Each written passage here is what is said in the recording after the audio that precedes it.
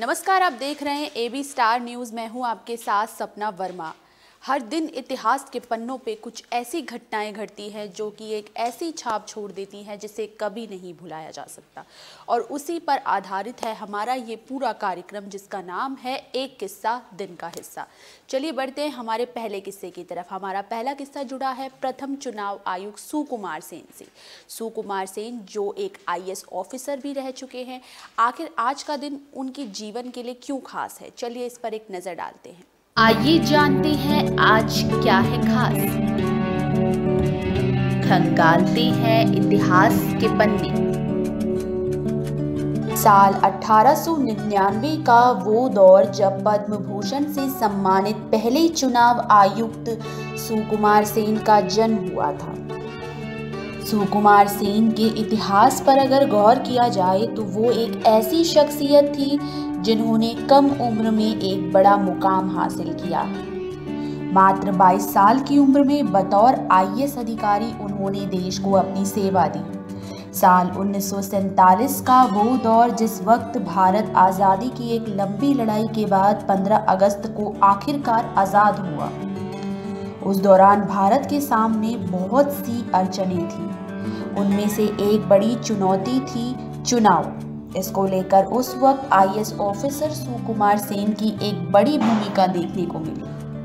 साल 1951 से 52 का वो दौर जब पहला आम चुनाव हुआ, इसमें सुकुमार सेन ने भारत के पहले मुख्य चुनाव आयुक्त की भूमिका निभाते हुए उस वक्त अपना बेहतरीन प्रदर्शन दिया। आज़ाद भारत में नागरिकों को पहली बार वोट दिलाने का हक उन्हीं को जाता है। उस वक्त लोगों के बीच उनकी लोकप्रियता इस कदर बढ़ गई थी कि आप इस बात से अंदाज़ा लगा सकते हैं कि उन्हें विदेशों से भी चुनाव करवाने को लेकर कई निमंत्रण आए। इनमें सूडान भी रहा। वो रणनीति बनाकर काम करने वाले और बुद्धिमानी व्यक्ति थे। सुकुमार सेन गणित में गोल्ड मेडलिस्ट रहे। बात की जाए उनके शुरुआती पढ़ाई की तो उन्होंने प्रेसिडेंसी कॉलेज से अपनी पढ़ाई की शुरुआत की। इसके बाद वो लंदन यूनिवर्सिटी से उन्होंने अपनी आगे की पढ़ाई की। अपनी तेज तर्रार और गजब की मेधा की वजह से साल 1947 में सुकुमार सेन को पश्चिम बंगाल का प्रमुख शासन सचिव बनाया गया, जो ब्रिटिश भारत में IAS अधिकारी की सबसे ऊपरवी रैंक। साल 1899 का वो दौर जब भारत के पद्म विभूषण से सम्मानित सुकुमार सेन का आज ही के दिन जन्म हुआ था। सुकुमार सेन प्रथम चुनाव आयुक्त थे। उस वक्त साल 1947 के दौर में बात की जाए जब देश आज़ाद हुआ था। आज़ाद भारत के सामने यूँ तो कई तरह की चुनौतियाँ थी और इनमें से एक बड़ी चुनौती थी, वो थी चुनाव संपन्न कराने का जिम्मा उस वक्त सुकुमार सेन को सौंपा गया था। पहले आम चुनाव जो साल 1951 से 52 के बीच में हुए थे, इसमें सुकुमार सेन की जो भूमिका थी वो अतुल्य रही। इसके बाद से उन्हें सुकुमार सेन को इतनी लोकप्रियता हासिल हुई कि उन्हें सूडान से चुनाव कराने का ऑफर तक आया। बढ़ते हैं हमारे अगले किस्से की तरफ। हमारा अगला किस्सा लूना वन से जुड़ा है। लूना वन जिसकी आज ही के दिन साल 1959 को लॉन्चिंग हुई थी। क्या है ये लूना वन, चलिए इस पर एक नज़र डालते हैं। लूना वन ये स्पेस मिशन से जुड़ा है। साल 1959 का वो दौर जब अंतरिक्ष यान लूना वन में चांद के बहुत नज़दीक पहुंच चुका था। उस वक्त के दौर में ये बेहद ऐतिहासिक लम्हा था जब लूना वन चांद की सतह से 6400 किलोमीटर की दूरी पर था। लूना के इतिहास पर अगर रोशनी डाली जाए तो रूस की इसमें सबसे बड़ी भूमिका देखने को मिली। उस वक्त की लॉन्चिंग में रूस की एक अहम भूमिका थी। इसे लॉन्च रूस के द्वारा ही किया गया। इसका मकसद चांद की सतह से टकराना था, लेकिन तकनीकी खामियों के चलते ऐसा हो नहीं पाया, जिसके कारण 4 जनवरी को चांद के पास से ही ये होकर गुजर गया। इसके बाद ये धरती और मंगल के कक्ष में सूर्य की परिक्रमा करता रह गया, जिसके बाद मिशन असफल रहा। इससे पहले भी उस वक्त 3 बार मिशन लॉन्च किए गए, लेकिन उनमें रूस को कामयाबी नहीं मिल सकी। लेकिन इस मिशन ने कई रहस्यों का खुलासा किया, जिसमें से एक था अंतरिक्ष का तूफान। ये काफी अटपटा सा लग रहा है, लेकिन ये सच था। धरती की तरह अंतरिक्ष में भी तूफान आते हैं और लूना ने अपने सफर के दौरान उन तमाम तूफानों का सामना कर उस तूफान का खुलासा किया।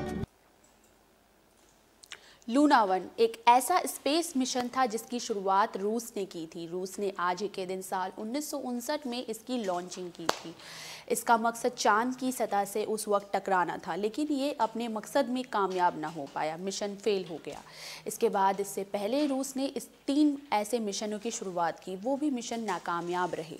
यूँ तो लूना 1 नाकामयाब रहा, लेकिन इसने कई तरह के अंतरिक्ष के रहस्यों का उस वक्त खुलासा किया। इनमें से एक रहस्य था उस वक्त अंतरिक्ष में तूफान का आना। जी हाँ, उस वक्त अंतरिक्ष में तूफान का आना। यूँ तो आपने सुना होगा कि अक्सर पृथ्वी पर आए दिन तूफान आते रहते हैं, लेकिन अंतरिक्ष में तूफान आना एक बड़ा रहस्य था, जिसका पर्दाफाश उस वक्त लूना ने किया था। बढ़ते हैं हमारे अगले किस्से की तरफ। हमारा अगला किस्सा जुड़ा है भारत रत्न से। भारत रत्न का आज के दिन से क्या संबंध है, चलिए इस पर एक नज़र डालते हैं। देश का सर्वोच्च नागरिक सम्मान भारत रत्न। इतिहास के पन्नों में जब भी इसका जिक्र किया जाता है तो साल 1954 का वो दौर याद आता है जब आज ही के दिन इसकी स्थापना हुई थी। उस वक्त के राष्ट्रपति डॉक्टर राजेंद्र प्रसाद ने इसकी स्थापना की थी। इसका मकसद कला, साहित्य, खेल, विज्ञान और सामाजिक क्षेत्र में किए गए बेहतरीन कामों के लिए लोगों को सम्मानित कर उनका हौसला बढ़ाना है, ताकि वो ऐसे अच्छे काम और अच्छा प्रदर्शन करते रहें। बात की जाए अगर इसके इतिहास की, तो सबसे पहले ये सम्मान सी राजगोपालाचारी, सर्वपल्ली राधाकृष्णन और सीवी रमन को दिया गया।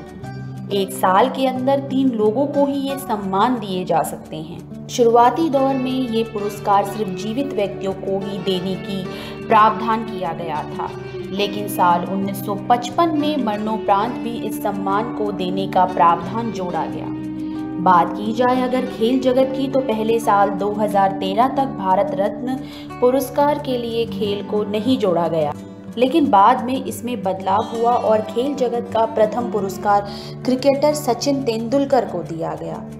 बात की जाए अगर इसकी बनावट की, रोशनी डाली जाए इसके बनावट पर, तो उस वक्त ये मेडल 35 मिलीमीटर का गोलाकार गोल्ड मेडल हुआ करता था, जिसमें सामने की ओर सूर्य बना हुआ था और सूर्य के ऊपर हिंदी में भारत रत्न लिखा हुआ था और सूर्य के नीचे की ओर पुष्पहार अंकित था। इसके बाद इसमें कई बदलाव किए गए। मेडल के डिजाइन को बदलकर तांबे से बने पीपल के पत्ते के समान कर दिया। इस पत्ते पर प्लैटिनम का चमकता सूर्य भी बनाया गया और मेडल पर चांदी में भारत रत्न अंकित किया गया। साल 1954 का वो दौर जब आज ही के दिन भारत रत्न की स्थापना की गई थी। इसकी स्थापना डॉक्टर राजेंद्र प्रसाद, जो कि उस वक्त के राष्ट्रपति थे, उनके द्वारा की गई थी। भारत रत्न का मकसद खेल, क्रिकेट, सिनेमा और कला, साथ ही साथ साहित्य जगत के क्षेत्र में अच्छा काम करने वाले लोगों को सम्मानित करना है, ताकि उनका हौसला बढ़ सके और उनका प्रदर्शन लगातार बेहतरीन हो सके। वक्त हो चला है अब आपसे विदा लेने का। हम फिर मिलेंगे किसी नए किस्से के साथ। तब तक के लिए देखते रहिए एक किस्सा दिन का हिस्सा। शुक्रिया।